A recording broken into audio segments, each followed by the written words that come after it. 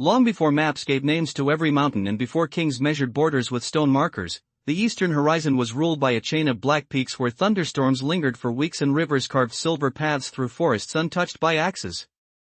Travelers whispered that a dragon slept beneath those mountains, not because anyone had seen it clearly, but because the earth occasionally trembled with slow, rhythmic breaths that no earthquake could imitate. Villages closest to the range lived by traditions older than memory. Every spring they left woven baskets filled with fruit, polished coins, carved toys, and white flowers beside the river that disappeared into the highlands. No one claimed to know who collected the offerings, yet every year the floods spared those villages while settlements farther away suffered ruin. Princess Lyra had heard these stories since childhood, though she dismissed them as comforting legends invented to explain nature's moods. She preferred facts over superstition, spending long afternoons inside the royal library studying navigation, architecture, and the forgotten histories of kingdoms that had vanished centuries before. Unlike the nobles who admired embroidered gowns and elaborate dances, she learned to ride difficult horses, repair broken crossbows, and argue with scholars who underestimated her simply because she wore a crown instead of a professor's robe.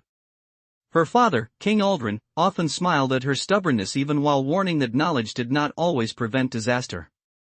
Sometimes, he would say while moving carved pieces across a strategy board, people lose not because they lack wisdom, but because they believe every mystery must surrender to reason. Lyra always answered with a confident grin. Then I will simply gather more reason. The kingdom of Veldorn flourished under Aldrin's careful rule.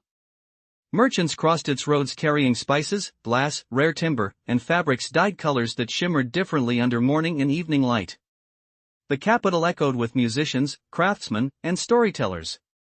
Peace had lasted nearly 20 years, making war seem like an old nightmare buried beneath generations of prosperity. That illusion shattered on the first day of autumn when the sky darkened shortly after sunrise. At first people expected rain, yet the clouds moved unnaturally fast, swirling around a single point above the palace towers. Birds fled in frantic circles. Horses screamed. Windows rattled. Then an enormous shadow descended through the storm. It was larger than any creature the witnesses could imagine, its wings stretching across half the city, scales reflecting flashes of lightning like moving armor forged from obsidian and emerald. The dragon did not breathe fire. Instead, it landed with terrifying precision upon the highest terrace, folding its wings while soldiers surrounded it with trembling spears. The beast regarded them with bright golden eyes that showed neither panic nor rage. Its voice rolled across the palace courtyard with calm authority. Summon your king. Even the oldest veterans lowered their weapons. King Aldrin emerged wearing neither ceremonial robes nor battle armor, only a simple dark cloak over his formal clothes. He climbed the final staircase alone despite every advisor begging him to stop. Lyra followed despite orders to remain inside, hiding behind marble columns close enough to hear every word. The dragon lowered its massive head. The ancient covenant has been broken. Aldrin frowned. By whom? Your miners entered the Hollow of Ash and awakened what was sealed beneath it. Murmurs spread among the gathered nobles. The Hollow of Ash was a remote mountain quarry abandoned decades earlier. The king answered carefully. No excavation was authorized there. Authorization changes nothing. The seal has fractured. The dragon's gaze shifted briefly toward the mountains before returning. If it fully breaks, every kingdom within these lands will burn. Aldrin remained silent for several seconds. What must be done? The dragon replied without hesitation. A descendant of your royal blood must come to the dragon's sanctuary willingly and remain until the breach is restored. Shock rippled through the crowd. An elderly duke stepped forward, furious. You demand a hostage. The dragon ignored him completely. Not a hostage. A guardian bound by ancient law. Lyra stepped from hiding before anyone could stop her. How long? Hundreds of eyes turned toward the princess. The dragon studied her. Perhaps one season. Perhaps several years. It depends on choices yet to be made. And if we refuse? Then the creature beneath the mountain will awaken before winter ends. The duke laughed bitterly. Convenient threats. The dragon finally looked at him. Your grandson was born with a silver birthmark across his left shoulder. The Duke froze. Tomorrow morning he will fall from his horse unless someone removes the loose saddle strap already fraying inside your stable. Servants exchanged frightened glances. None of them had mentioned the damaged equipment. The dragon continued speaking with the same steady tone. I gain nothing through lies. After several hours of arguments, consultations, and desperate debate, the royal council remained divided. Some believed surrendering the princess would invite future demands. Others feared provoking a creature powerful enough to level the capital in minutes. Lyra listened quietly until the discussion dissolved into repeated accusations. Finally she stood. If the covenant exists, hiding behind fear will not erase it.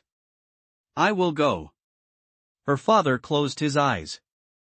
You do not understand what you are accepting. Neither do you, she answered softly. That is exactly why someone has to find out. The departure 3 days later lacked royal celebration. No cheering crowds lined the roads. Citizens watched in uneasy silence as Lyra rode through the northern gate wearing practical traveling clothes instead of ceremonial silk. She carried only one sword, a weathered journal, a compass inherited from her mother, and a small satchel of books. The dragon waited beyond the city beside a riverbank where mist drifted above cold water. Up close its size became almost impossible to comprehend. Individual scales were larger than shields, each etched with faint patterns resembling ancient writing. You may ride upon my back, it said. Lyra shook her head. I'd rather walk until the mountains. If I'm leaving home, I want to remember every step. The dragon inclined its head slightly, as though respecting the decision. Their journey lasted many days. Villages disappeared behind dense forests where towering trees filtered sunlight into shifting emerald patterns. Wolves watched from distant ridges without attacking. Deer crossed their path unafraid of the dragon. At night Lyra noticed strange lights drifting between branches. They resembled floating lanterns until one landed upon her sleeve, revealing itself as a tiny glowing creature with transparent wings and bright blue eyes. The dragon observed her curiosity. The forest recognizes travelers who come without greed. Lyra smiled despite herself. I expected everything near your mountains to be terrifying.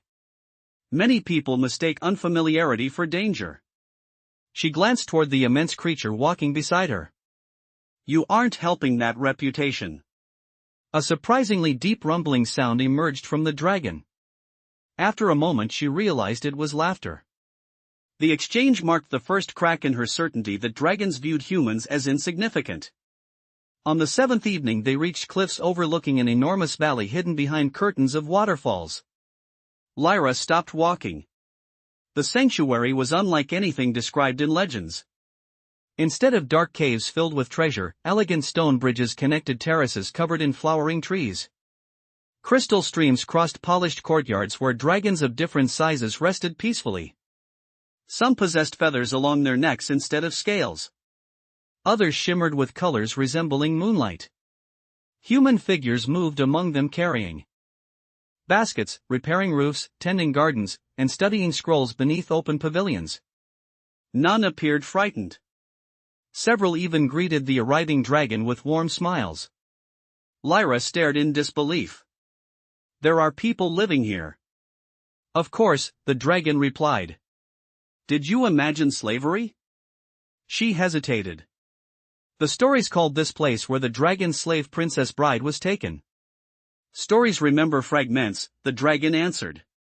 They rarely remember why. Before she could ask another question, an elderly woman approached wearing simple gray robes embroidered with silver thread. Her hair was white, yet her posture remained perfectly straight. One emerald dragon no larger than a hunting dog walked at her side. She examined Lyra with kind but searching eyes. Welcome, she said. My name is Saris. I have waited many years for the arrival of the next royal descendant. Lyra felt the weight of those words settle over her more heavily than the mountain air. If someone had expected her for years, then this journey had begun long before the dragon landed upon her father's palace, and whatever truth waited inside the sanctuary was almost certainly far stranger than the legends she had spent her entire life dismissing. Lyra followed Cerys across the sanctuary with the cautious attention of someone entering both a foreign nation and an unanswered question. Every path revealed another contradiction to the stories she had grown up hearing. Young dragons chased one another across grassy terraces while children laughed and attempted to imitate their clumsy wing beats. Elder dragons rested beside quiet pools where human scholars read aloud from weathered books, occasionally pausing when one of the great creatures interrupted with corrections delivered in voices ranging from gentle whispers to booming amusement. Stone workshops echoed with hammers striking glowing metal, yet the blacksmiths accepted advice from dragons who examined unfinished blades with remarkable precision, discussing balance, flexibility, and craftsmanship as though they had forged weapons for centuries. Nothing resembled captivity. Nothing resembled worship. It looked instead like a civilization built from cooperation so old that neither side remembered a time before it existed. Cerys noticed Lyra's constant glances. "You are trying to compare this place with the Tales, you know. The Tales are losing badly." "Good. They deserve to." They entered a circular hall carved directly into the mountainside where sunlight filtered through narrow openings high above, illuminating hundreds of murals painted across curved walls. Lyra stopped almost immediately. The earliest paintings showed humans and dragons standing together while enormous cities rose from empty plains. Another depicted dragons lifting ships over impassable cliffs after earthquakes destroyed harbors. Others became darker. Armies marched beneath unfamiliar banners. Fortresses burned. Human kings pointed accusing fingers toward dragons while frightened crowds fled. The final mural remained unfinished, its lower section left as bare stone except for the outline of a young woman standing between a dragon and a spreading darkness emerging from cracked earth. Lyra stared at the unfinished figure. "Who is she?"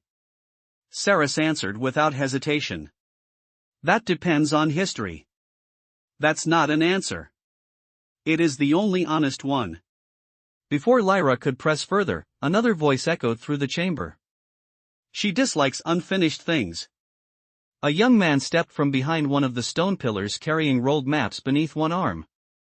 His clothes were stained with charcoal and ink, suggesting long hours spent copying old records. His dark hair had been tied carelessly, though several loose strands refused to remain in place. He offered a respectful bow that somehow avoided sounding overly formal. "Forgive the interruption. I am Rowan." Lyra returned the greeting cautiously. "You live here?" "Since I was 9. You're from the sanctuary?" He smiled faintly. "No. I'm from a fishing village that no longer exists."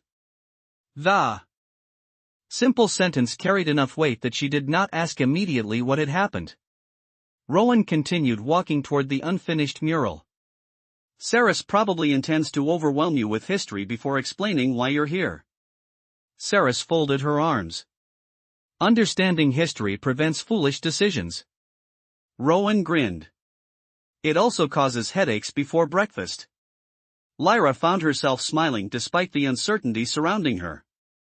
The easy disagreement between the two suggested years of familiarity rather than conflict. "Perhaps I prefer headaches to ignorance," she said. Rowan nodded approvingly. "You'll fit in better than most arrivals."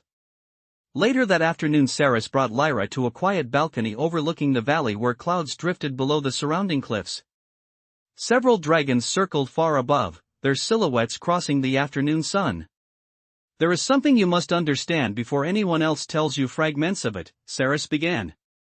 "The title you know as the Dragon Slave Princess Bride has never been translated correctly." Lyra frowned. "What does it actually mean?" Cerys looked toward the mountains. In the oldest language, the word people translated as slave meant one who chooses to carry another's burden. It described service freely given, not ownership. And bride? That word referred to a sacred bond, not necessarily marriage. Lyra blinked. So the legend changed everything. Over centuries fear often edits memory more aggressively than truth. Silence settled between them as cool wind carried the scent of pine across the valley. Finally Lyra asked the question that had troubled her since leaving home. Then why did everyone believe dragons demanded royal daughters? Sarris sighed. Because centuries ago one king refused to explain the truth. He believed secrecy would protect future generations. Instead, it created myths that became more dramatic each time they were retold. Before Lyra could continue, the ground trembled beneath their feet. Unlike the slow vibrations she remembered from childhood stories, this movement came as a violent jolt. Stone dust drifted from nearby walls. Birds erupted into the sky. Every dragon in the valley lifted its head simultaneously. A deep horn echoed through the sanctuary. Calm faces transformed instantly into focused determination. Workers abandoned tools. Scholars gathered scrolls. Young dragons were hurried toward sheltered caverns. Rowan appeared already carrying a crossbow and several leather satchels. Southwestern Ridge, he called. The watchers signaled another fracture. Sarris turned toward Lyra. Stay here. Not a chance. You don't know what you're facing. Exactly. Which is why I need to see it. Sarris hesitated only a heartbeat before nodding sharply. Then stay close. They hurried along steep mountain paths crowded with dragons launching into the air while humans raced toward defensive positions. No panic spread through the sanctuary. Every movement possessed disciplined urgency shaped by long preparation. After nearly half an hour they reached a ridge overlooking a vast canyon where the earth itself appeared wounded. A jagged crack stretched across the valley floor, glowing with faint crimson light. Smoke seeped upward despite the absence of fire. As Lyra watched, the fissure widened another few inches with a grinding roar. The sound emerging from below did not resemble any animal she had ever heard. It was lower than thunder yet somehow carried unmistakable anger. Rowan loaded his crossbow without taking his eyes from the expanding crack. It's getting stronger. What is it? Lyra asked. No one answered immediately. Then the dragon who had escorted her from the kingdom landed beside them with enough force to shake loose pebbles from the cliff. Not what, it corrected quietly. Who? Before anyone could explain further, a monstrous claw burst through the glowing fracture. It dwarfed the largest elephant Lyra had ever seen. Black scales coated its surface, but unlike the dragons of the sanctuary, these scales looked fractured and jagged, leaking streams of molten light between broken edges. The claw gripped solid stone and began pulling upward. More cracks raced across the canyon. Soldiers and dragons alike prepared for battle, yet none charged recklessly. They waited. The claw suddenly froze. Ancient symbols carved into the surrounding cliffs ignited with brilliant blue light. Invisible chains of energy wrapped around the emerging limb. A deafening roar exploded from below, filled with fury so intense that Lyra instinctively covered her ears. The claw struggled violently before retreating beneath the earth as the glowing fissure slowly narrowed once more. When silence finally returned, everyone remained motionless for several seconds, listening for another movement. None came. Rowan released a long breath. The seals held. One elderly dragon answered grimly. This time. Lyra realized her hands were shaking. She had faced hunting wolves, armed bandits during royal inspections, and charging warhorses during military exercises, yet nothing compared to witnessing something imprisoned beneath an entire mountain trying to force its way into daylight. That night sleep refused to come. She wandered through moonlit gardens until she found Rowan sitting beside a small lake whose perfectly still surface reflected countless stars. He skipped a flat stone across the water without looking up. Couldn't sleep either? She sat beside him. I keep hearing that roar. Rowan nodded. Everyone does the first time. Tell me what that creature is. He remained silent long enough that she wondered if he intended to refuse. Instead, he reached into his satchel and removed a weathered journal whose leather cover had nearly worn smooth. This belonged to my father. He opened it carefully to a faded sketch showing two dragons battling a third whose body appeared twisted into unnatural shapes. Long before kingdoms existed, dragons nearly destroyed themselves. Lyra leaned closer. A civil war? No. A choice. He turned another page revealing symbols almost identical to those glowing around the canyon. One dragon believed power should belong only to the strongest. It learned to consume the life force of other dragons, growing larger each century. Eventually it began feeding upon humans as well. It became the creature under the mountain. Rowan nodded slowly. The dragons united against it, but they couldn't kill one of their own without destroying the balance of magic that held the world together. So they imprisoned it instead. Lyra studied the drawing. And the seal requires a royal descendant because... Rowan closed the journal. Because your family helped create it. The words settled between them with startling weight. That can't be possible, Lyra whispered. My family has ruled for only 400 years. Rowan's expression softened. Your kingdom has. Your bloodline is much older than your crown. Before Lyra could ask another question, a sharp whistle echoed from the darkness. Rowan stood instantly. A young messenger sprinted toward them, breathing hard. Cerys sent me. Riders from Vale Dorn reached the western gate. Lyra's heart tightened. From my father's kingdom? The messenger nodded, his face pale beneath the moonlight. They say the capital has been attacked, and the king is missing. Lyra was already running before the messenger finished speaking. Gravel scattered beneath her boots as she crossed the moonlit paths toward the western entrance of the sanctuary, Rowan close behind while dragons lifted their heads from resting places, sensing urgency before anyone explained it. By the time she reached the gate, 6 exhausted riders had collapsed beside their equally exhausted horses. Their armor was scratched, one banner had been torn almost in half, and dried blood stained several cloaks. Lyra recognized Captain Harland immediately despite the bandage wrapped across his forehead. He struggled to stand when he saw her. Your Highness. Forget protocol. Tell me what happened. Harland swallowed hard. They came 3 nights after you left. Who? No army carried recognizable colors. They wore gray cloaks with no insignias, moved only after sunset, and fought like soldiers who had trained together for decades. Another rider interrupted, his voice trembling with anger. They ignored the treasury. They ignored the armories. They marched directly to the royal archives. Lyra frowned. The library?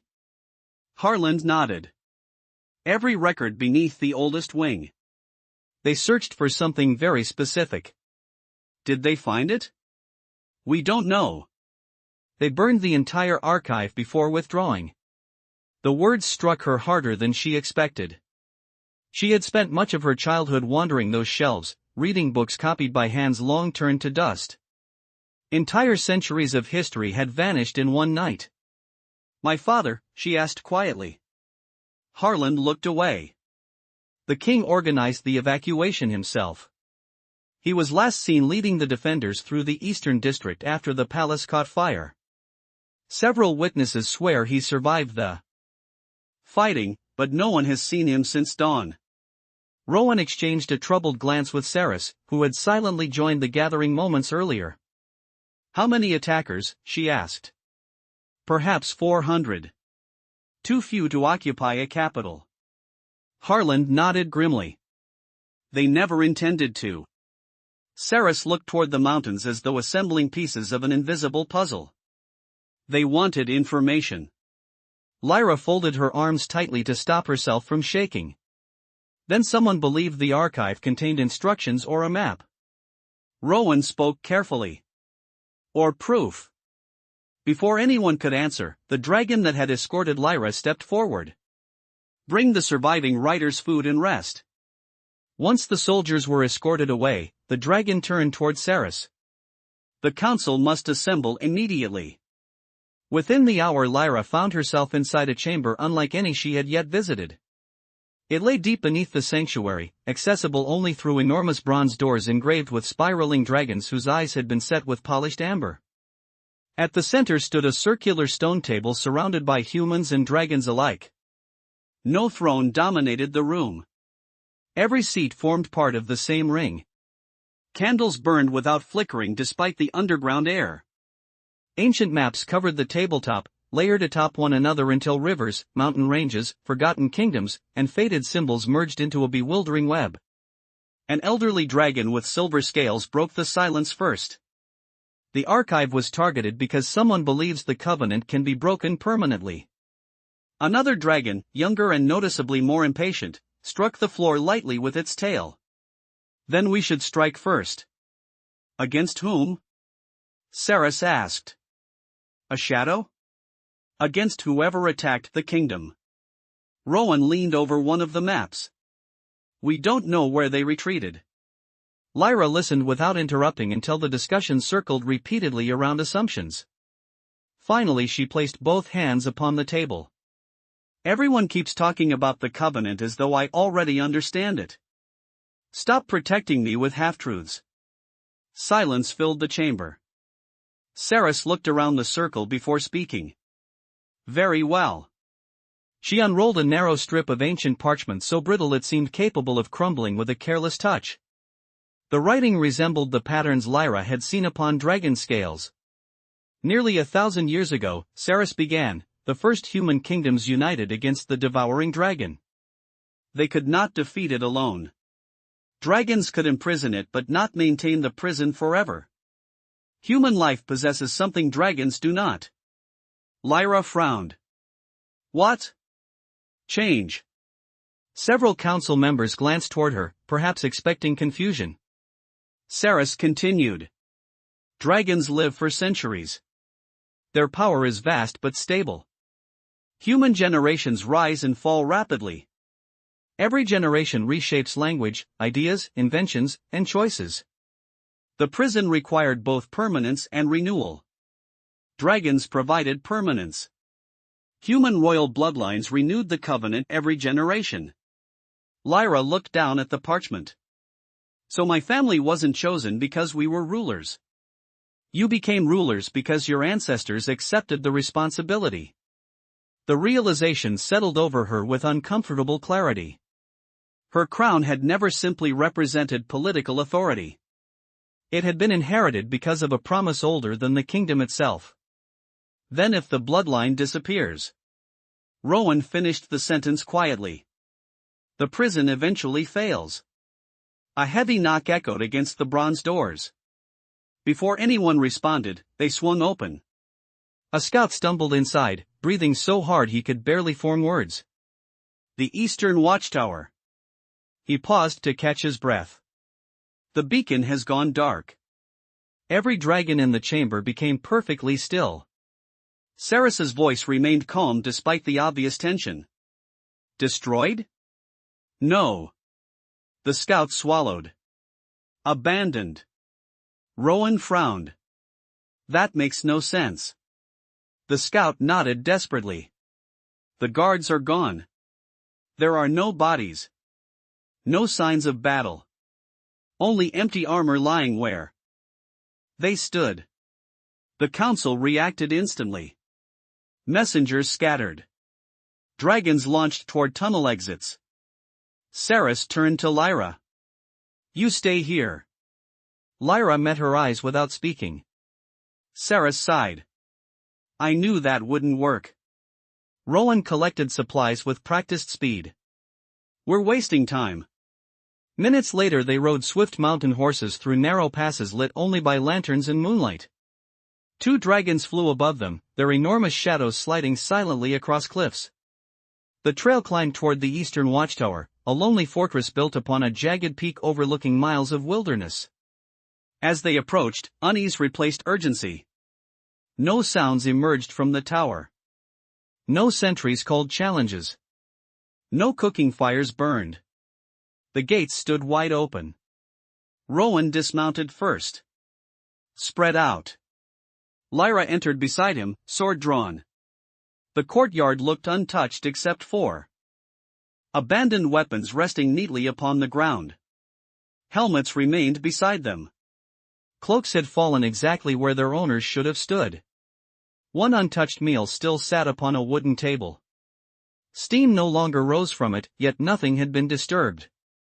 It's as if everyone simply vanished, Lyra whispered. Rowan knelt beside a discarded spear. No blood. A dragon lowered its head near the stable entrance. No scent of struggle either.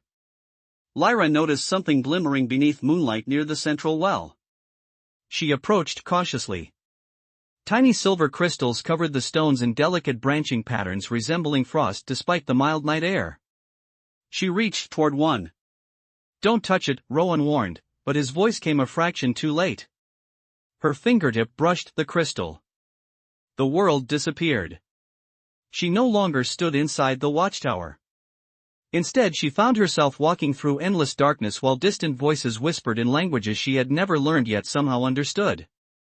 Images flashed around her too quickly to examine clearly: a city beneath the sea, dragons soaring over deserts that no longer existed, a child placing a crown upon another child's head, a mountain splitting apart beneath crimson lightning, and finally an old man whose face resembled her father decades older than she had ever seen him.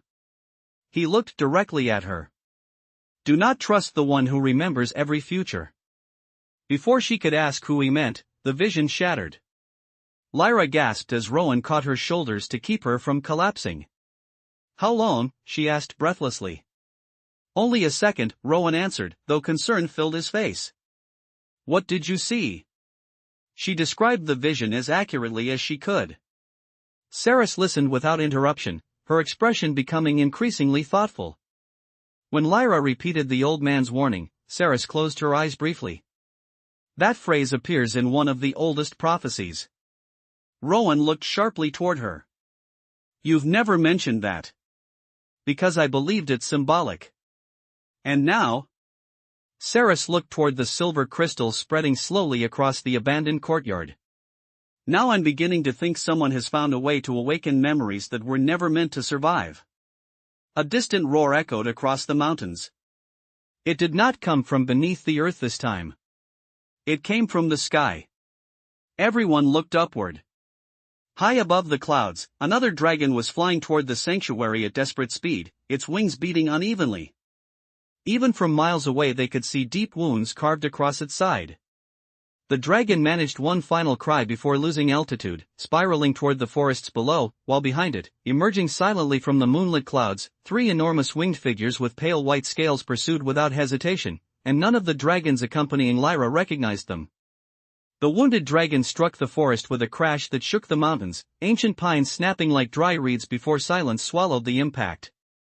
The three pale dragons did not immediately descend. They circled high above the valley with perfect synchronization, each movement measured, each turn so precisely matched that they seemed less like separate creatures than parts of a single mind. Their scales reflected moonlight with an unnatural brilliance, almost silver rather than white, and no scent reached the dragons beside Lyra.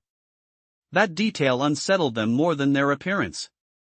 One of the sanctuary dragons narrowed its golden eyes. "I cannot smell them." Rowan looked up sharply. "How is that possible?" "Every dragon leaves a trace upon the wind." The elder dragon's voice remained calm, but Lyra noticed the muscles along its neck tightening. "These leave none." The pale dragons banked once before vanishing into the clouds without attacking. They had not fled. They had simply departed after confirming where the injured dragon had fallen. Saras wasted no time. "Move." The group hurried down the mountainside beneath swaying branches until the smell of broken sap and crushed earth filled the air. They found the wounded dragon lying within a crater of shattered stone and uprooted trees. Its bronze scales were torn by long parallel wounds unlike any claw marks Lyra had ever seen. Instead of bleeding red, shimmering golden liquid seeped from the injuries, glowing faintly in the darkness. The dragon's breathing came in slow, painful waves. Several healers from the sanctuary arrived only moments later, unpacking strange instruments carved from crystal rather than metal. As they worked, Lyra knelt near the dragon's head. One enormous eye opened with visible effort. Recognition flickered within it. "Royal child." The dragon whispered. "Listen." Lyra leaned closer. "I'm here." "They have returned." "Who?" The dragon struggled to breathe before continuing. "The Sky Court." Saras, who had been directing the healers, froze completely. Rowan looked at her in confusion. "I thought the Sky Court was a legend." Saras answered without taking her eyes off the injured dragon. So did I. The dragon forced itself to continue despite obvious pain. They walk beneath another banner now, they seek the key of breath. Its voice weakened. Do not, let them. The sentence remained unfinished. The dragon's eye slowly closed as exhaustion overcame consciousness. The healers exchanged glances before one finally spoke. It lives. Relief spread across the gathered companions, though only briefly. Rowan turned immediately toward Saras. What is the Sky Court? She remained silent for several heartbeats. A chapter removed from nearly every surviving history. Removed by whom? Lyra asked. By everyone who survived it. Dawn broke before they returned to the sanctuary, but no one slept. News of the mysterious dragons had already spread through every terrace and hall. Young dragons trained with unusual intensity while scouts departed in every direction. The atmosphere had changed. The sanctuary no longer felt like a hidden refuge untouched by the outside world. It had become a fortress expecting visitors. Shortly after sunrise, Saras led Lyra and Rowan into a sealed archive beneath the oldest temple. Unlike the grand library above, this chamber contained only a handful of shelves. Every scroll rested inside carved stone containers marked with warning symbols. Saras unlocked one using a thin silver key she wore around her neck. These records were never destroyed because almost no one remembered they existed. She carefully unrolled a faded map showing continents unlike those known today. Several coastlines had disappeared beneath handwritten corrections. Entire mountain ranges no longer existed. Near the center, someone had painted 7 circles connected by lines resembling stars rather than roads. The world once contained 7 dragon courts, Saras explained. Each guarded a different balance. Fire. Stone. Sea. Storm. Forest. Shadow. Sky. Rowan studied the map. What happened to them? Most chose isolation after the war with the devouring dragon. Some disappeared naturally. Others? She hesitated. Destroyed themselves through disagreement. Lyra pointed toward the circle representing the Sky Court. Why erase them from history? Saras slowly unrolled another scroll. This one contained a painting instead of a map. Lyra immediately understood why people had buried the memory. The artwork showed humans kneeling before radiant dragons descending from clouds while cities glittered beneath impossible towers. At first glance it resembled peaceful cooperation. Then she noticed the expressions. The humans were not kneeling in respect. They were chained. The Sky Court believed dragons should rule openly, Saras said quietly. Not as partners. As masters. Rowan frowned. I thought dragons rejected domination. Most did. Saras tapped the image gently. Not all. Lyra stared at the painted faces. Then they weren't defeated? They were exiled. Where? Saras folded the scroll closed. No one knows. Before anyone spoke again, a bell rang through the sanctuary. Not an alarm. A summons. Every dragon lifted its head toward the Central Valley. Rowan looked toward the entrance. That's the Hall of Voices. Saras nodded once. Someone has arrived. When they reached the gathering hall, nearly every resident of the sanctuary had already assembled. Humans stood beside dragons in orderly silence while sunlight poured through the open roof. At the center waited a traveler unlike any Lyra had yet encountered. He appeared to be an ordinary man, perhaps 60 years old, dressed in faded blue robes covered with dust from a long journey. A walking staff rested in one hand.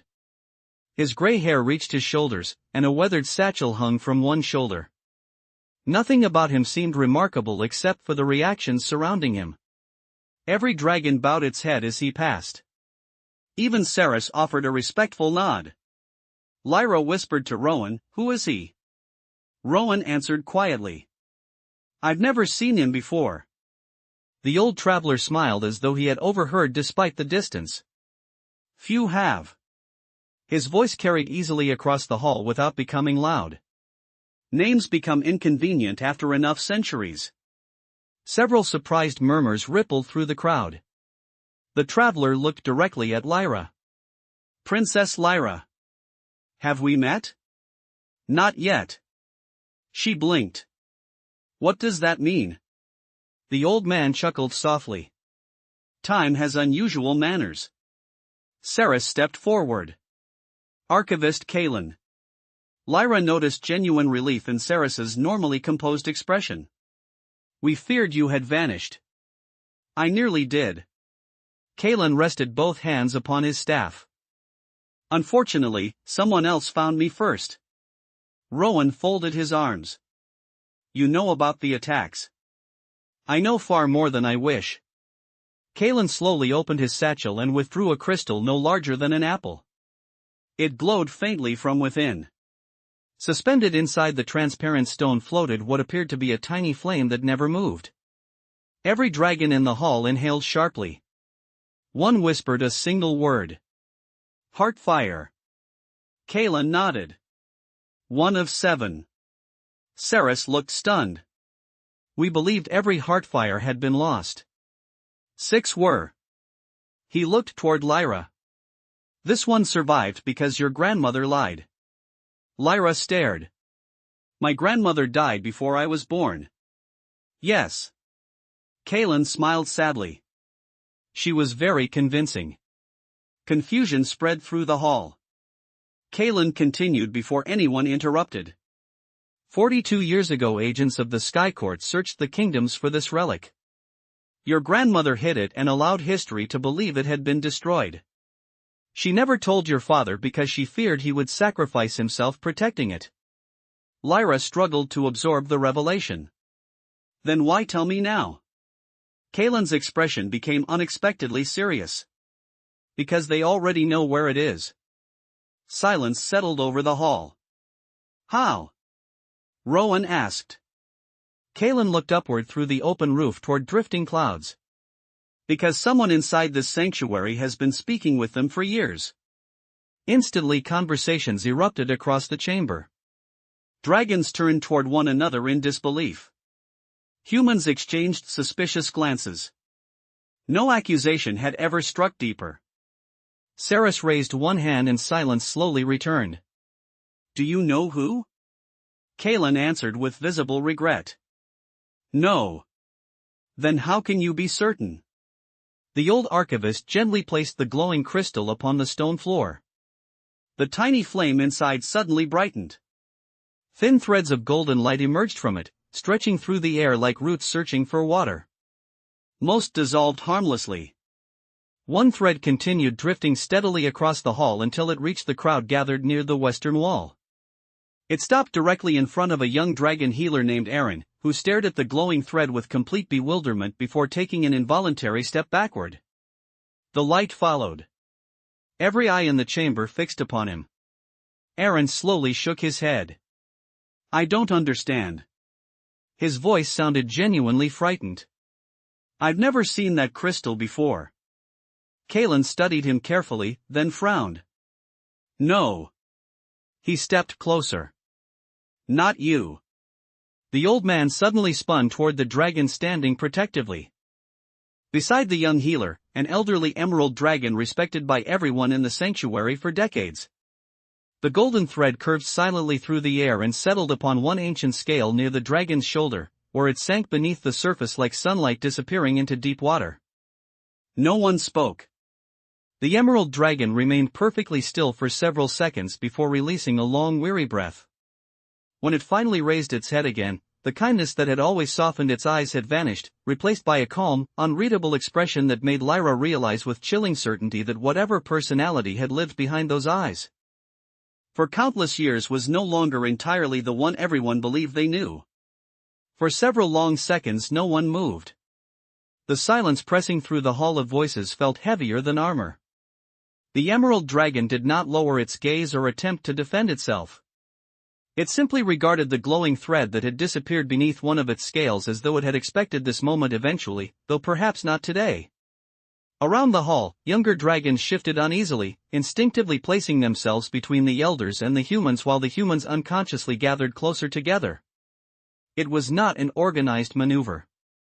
It was the oldest reflex any living creature possessed when certainty suddenly vanished. Saras stepped forward first. "Eldrin," she said quietly, speaking the dragon's name with the familiarity of many decades. "Tell us what this means." The dragon known as Eldrin closed his eyes.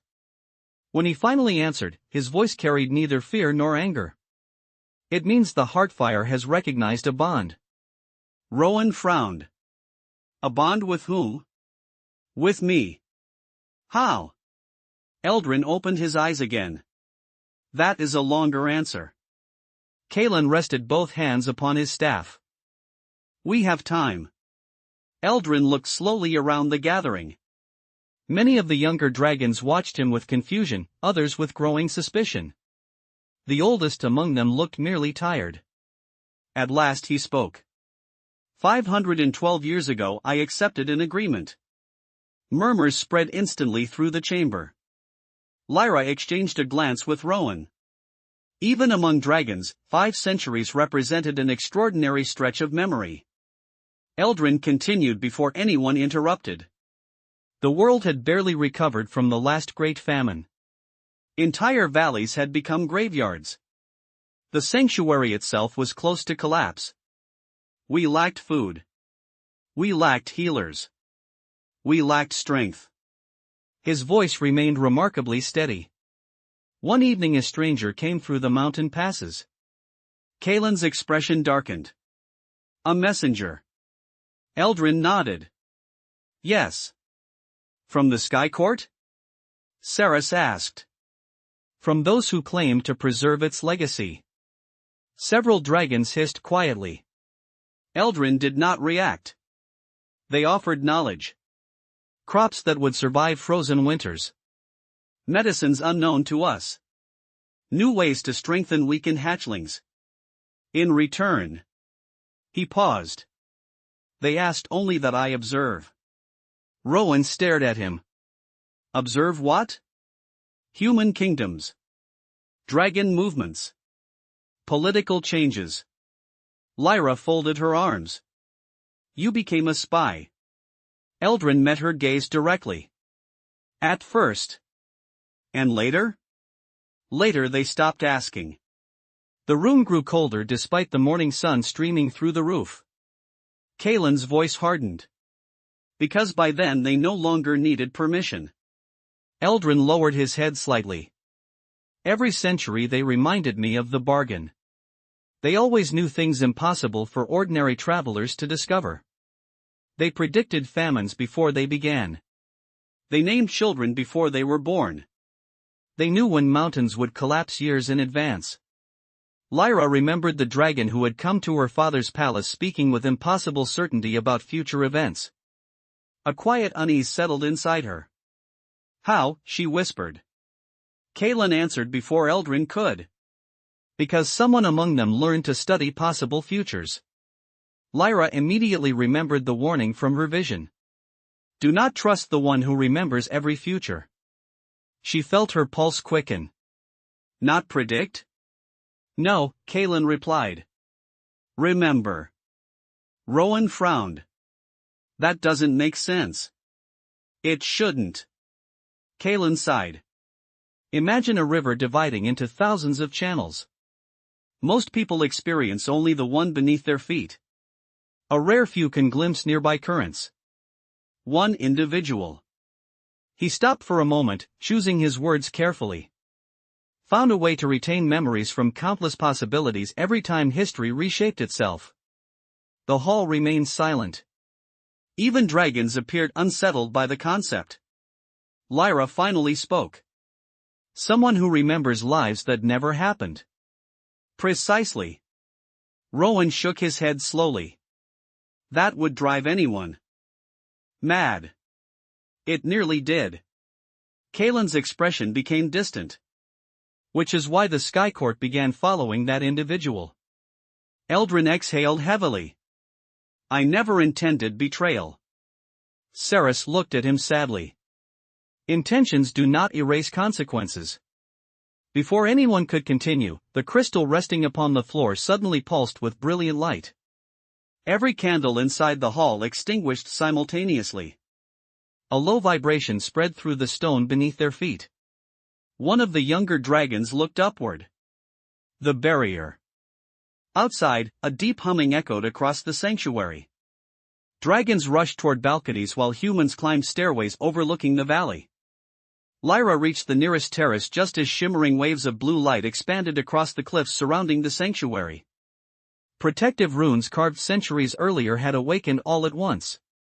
At first she assumed they were responding to danger approaching from outside.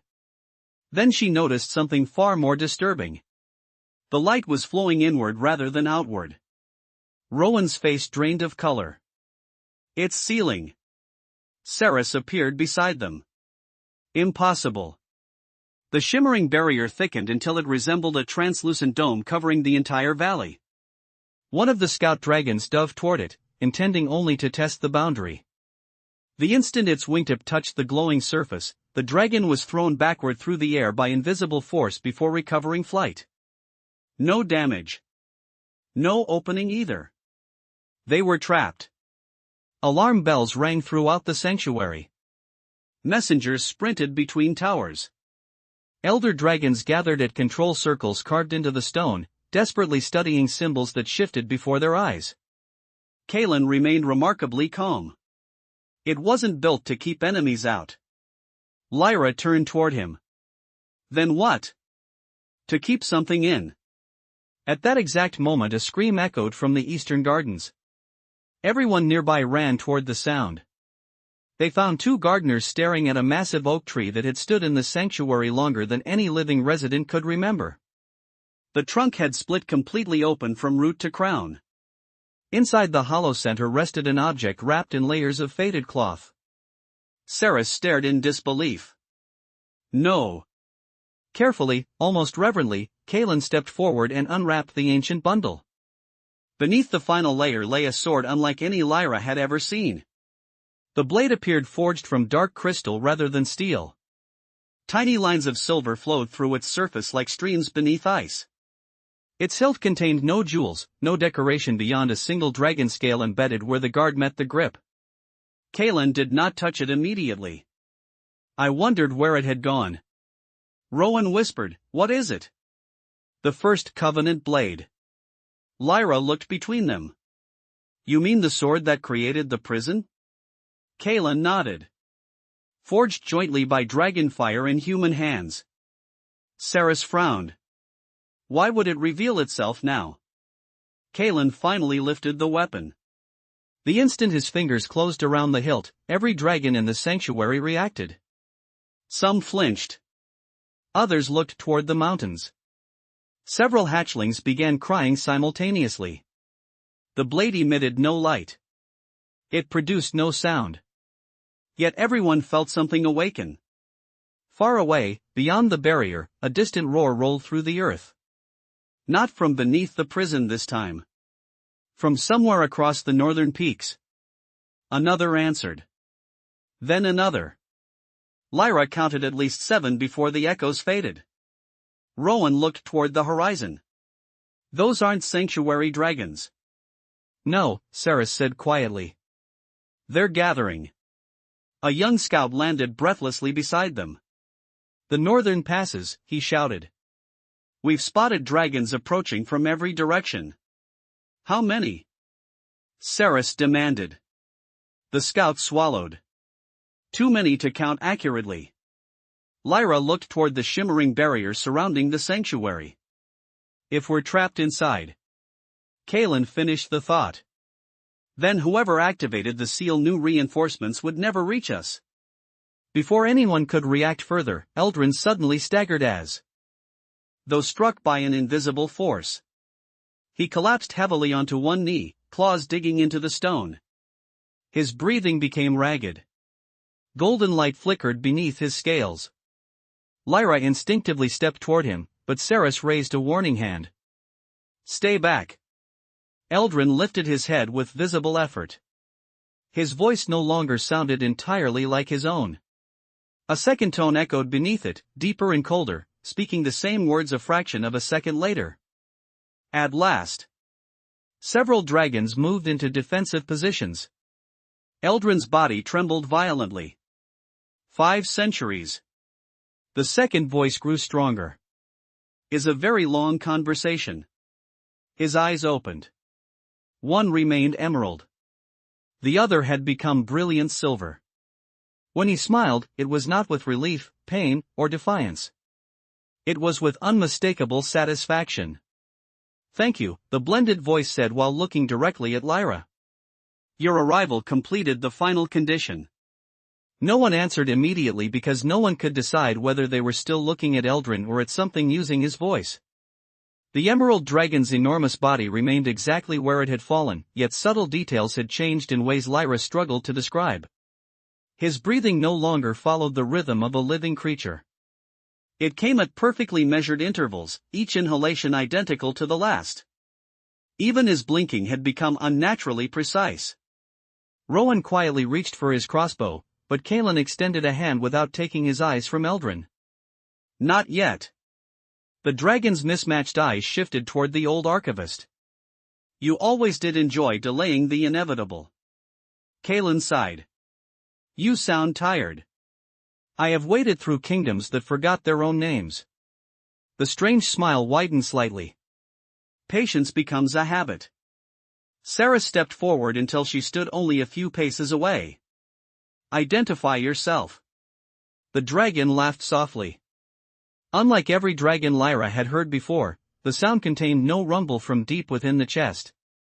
It resembled a human laugh echoing through a cavern. "You already know me." "No. You know only the story they allowed to survive." Golden light pulsed beneath Eldrin's scales before fading again. "Names have little value after enough centuries, but if it comforts you." He tilted his head almost politely. "I was once called Vareth." Kalen's grip tightened around the Covenant blade. "The Keeper of Paths." Murmurs spread among the oldest dragons. Several lowered their heads in visible disbelief. Rowan whispered, "You've heard that name." Saras nodded slowly without looking away from Eldrin. "One of the architects who designed the sanctuary." Lyra frowned. "He helped build this place?" "Among many other things." Kalen answered quietly. "Including the prison." Lyra stared back at the dragon. "Then why betray it?" Varetha's expression changed from amusement to something closer to disappointment. "There. That word again. Because that's what this is." "No." His voice remained calm. "Betrayal requires abandoning one's purpose." "I have pursued the same purpose for 600 years. Rowan shook his head. "You secretly fed information to the Sky Court." "Correct." "You imprisoned your own people." "Also correct." Rowan spread his hands in disbelief. "How is that not betrayal?" Vareth regarded him almost sympathetically. "Because you continue asking the wrong question." Lyra stepped forward before anyone stopped her. "Then answer the right one." The dragon looked directly into her eyes. "Why was the prison built?" "To contain the devouring dragon." "Partially." "Partially?" Lyra repeated. Vareth inclined his head. "It also contained an idea." Silence settled again. Kalen closed his eyes briefly. "Don't. She deserves honesty." Varetha's silver eye gleamed. "More honesty than either of you have offered." Lyra turned towards Saras and Kalen. Neither interrupted. Their silence unsettled her more than any denial could have. Vareth continued. "Long before kingdoms, before covenants, before dragons divided themselves into courts, there existed a discovery." His gaze drifted toward the distant mountains. "Someone learned that history does not travel in a straight line." Lyra remembered the warning from her vision. Rowan folded his arms. We've already heard about possible futures. No. Vareth smiled faintly. You've heard the simplified version. The dragon lifted one claw despite his weakened condition. Tiny threads of golden light appeared in the air, weaving themselves into hundreds of glowing lines that branched endlessly like the roots of an immense tree. Every decision creates possibility. Most vanish almost immediately. A few continue. Fewer still become stable enough to support entire civilizations. The web expanded until it filled the garden. Imagine all of them existing together. Lyra studied the luminous network. Impossible.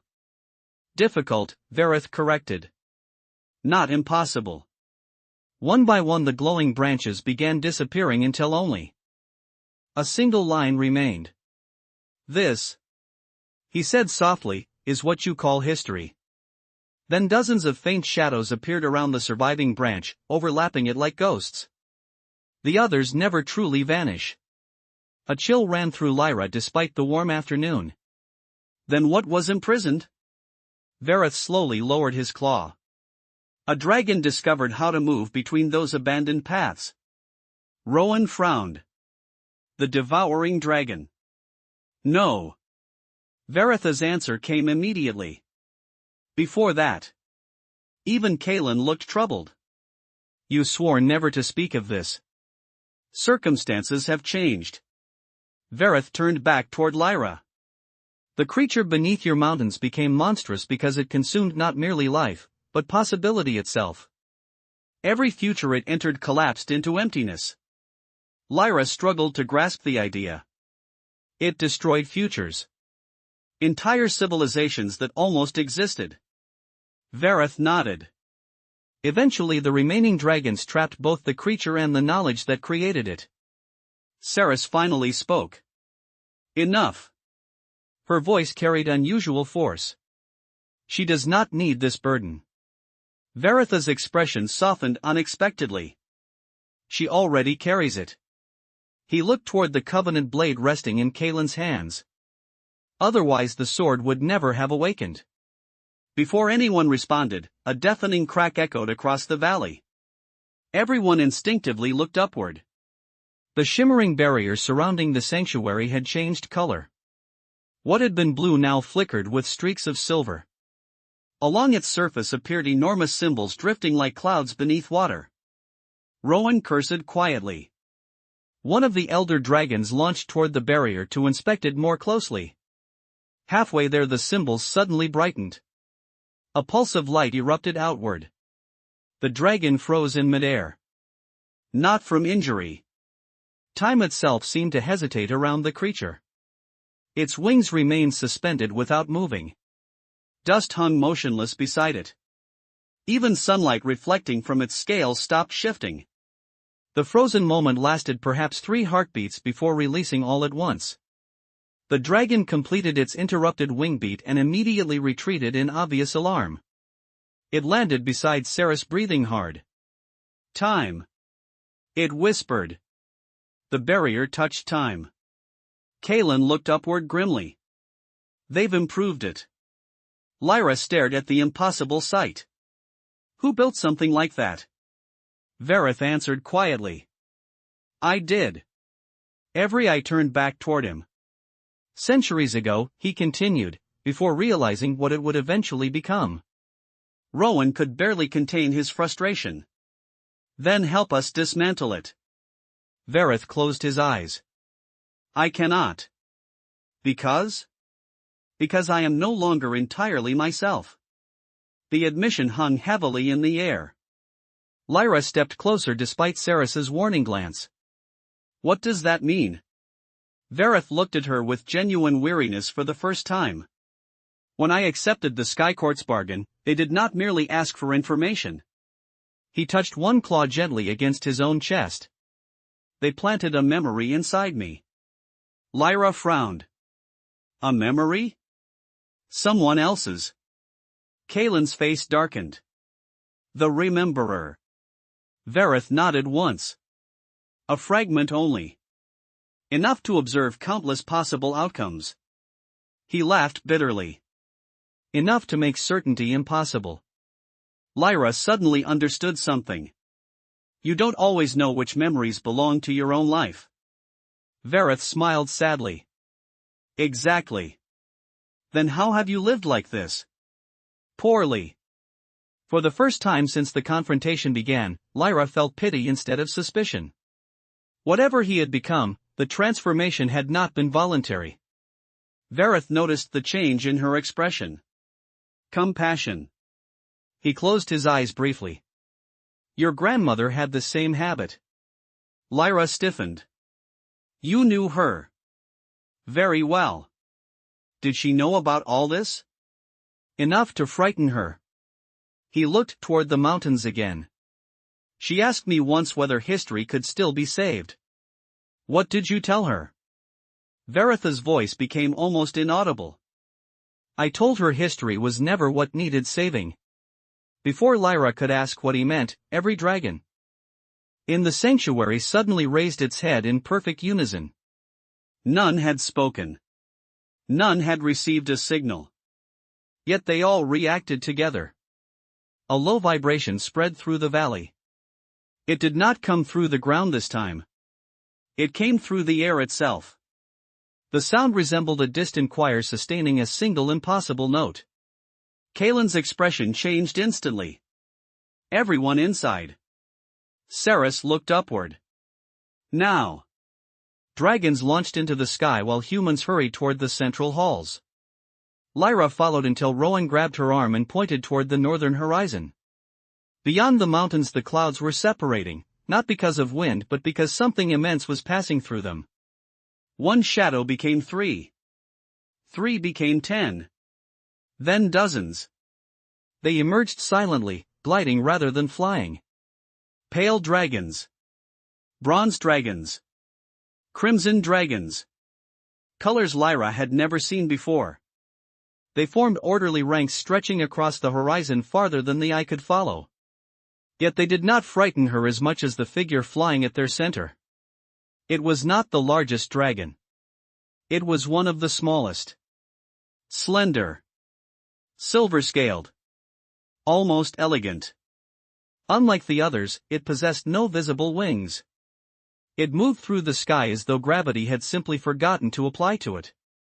As it drew closer, every dragon in the sanctuary lowered its head, not in respect, not in submission, but with the involuntary recognition one feels upon seeing something that should have remained impossible. The silver dragon stopped high above the valley and looked directly at Lyra from an impossible distance. Although its mouth never opened, a clear voice echoed inside every mind present. Princess Lyra, it said gently, I have spent 914 years trying to meet you without beginning a war. The voice had not traveled through the air. Lyra had heard it with impossible clarity inside her own thoughts, as though someone had remembered a conversation before it happened and simply placed the memory into every mind at once. Around her, dragons remained motionless. Even the youngest hatchlings, usually restless and curious, had fallen completely silent. The silver dragon hovered effortlessly above the valley, its body surrounded not by light but by an absence of distortion, as though the sky itself had become unusually still wherever it passed. Lyra expected arrogance from a creature commanding an army large enough to eclipse the horizon.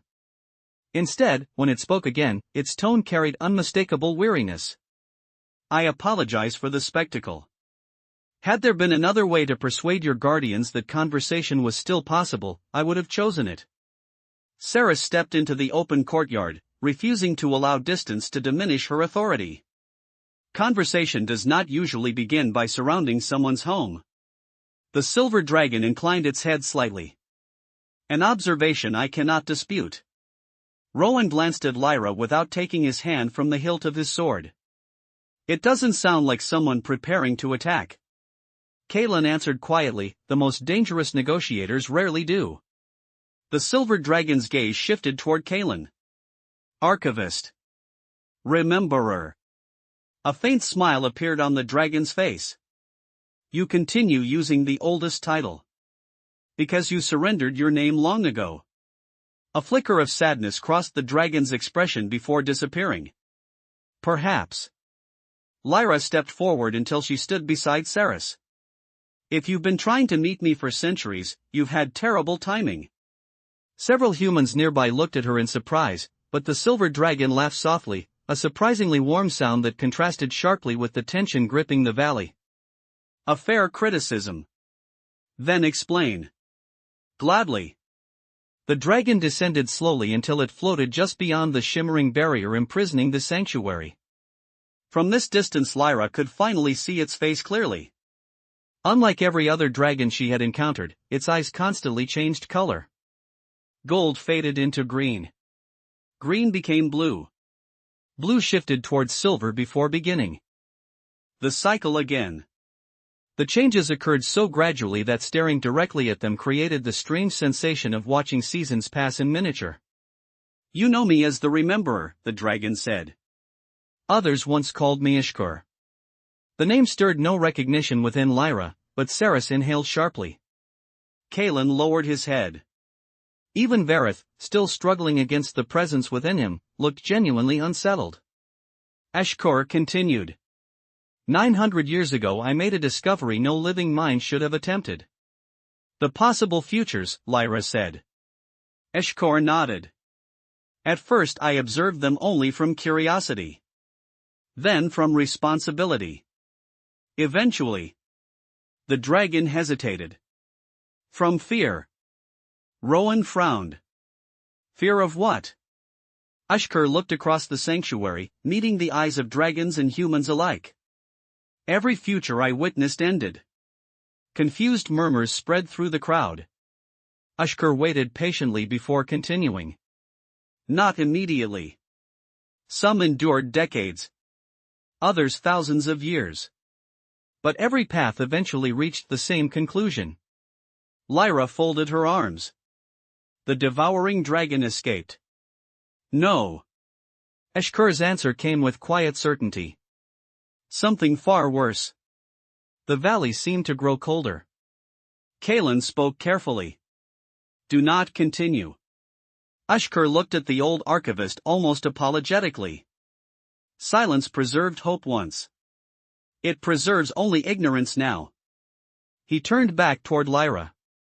Imagine reading the final page of every book ever written and discovering that every story, no matter how different, ends with the same sentence. Lyra searched his face. What sentence? Ishkur closed his eyes. There was no one left to remember the world. The words settled over the sanctuary like fresh snow.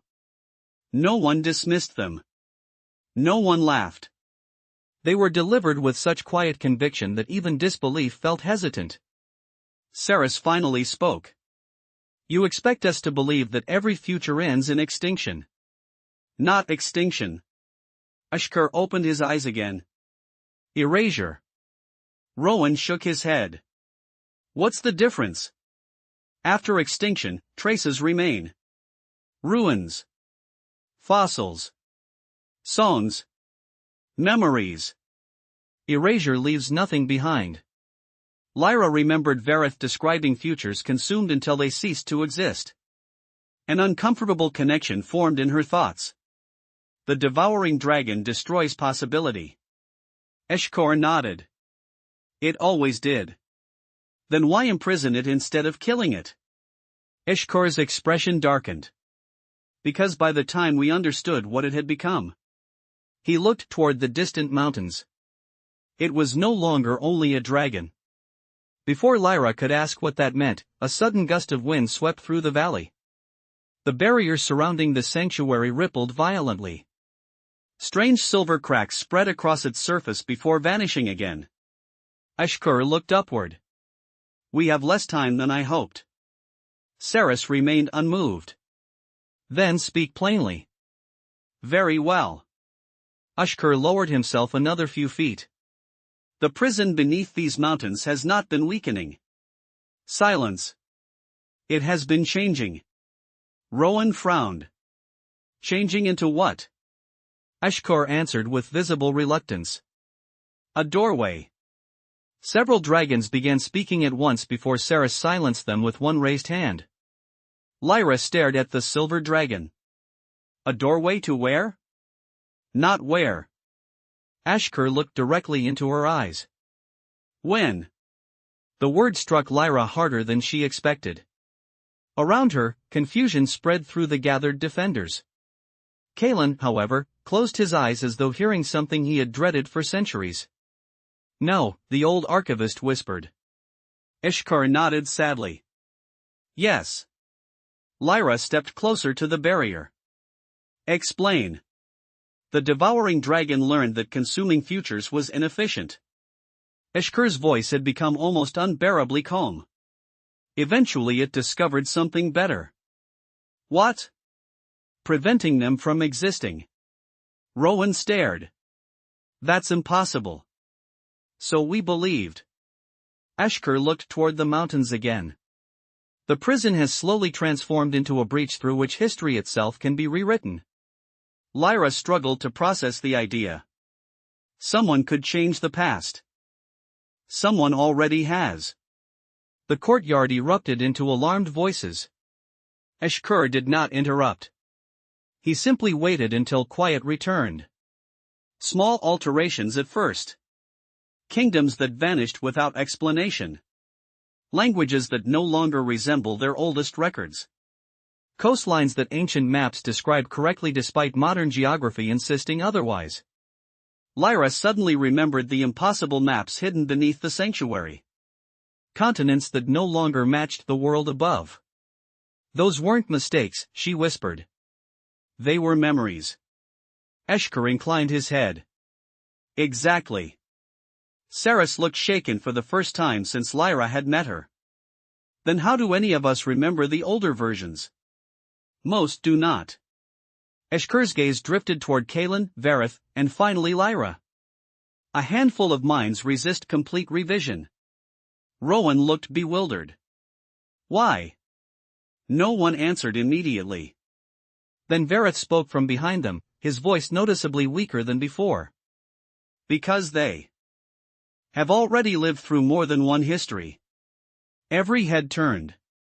Eldrin's body trembled violently, but the silver eye remained open.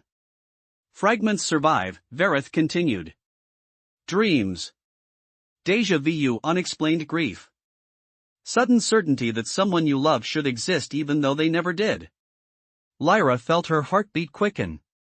Memories surfaced uninvited. As a child she had often dreamed of an older brother despite being an only child. She had dismissed it as imagination.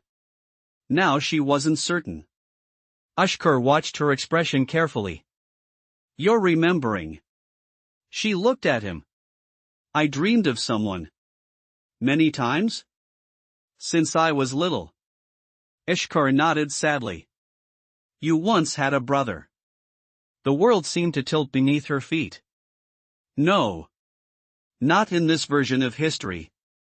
Her mouth went dry. You're lying. I wish I were. He spoke so gently that the denial lost much of its force. He died before your birth in the history, you know. Eshkar paused.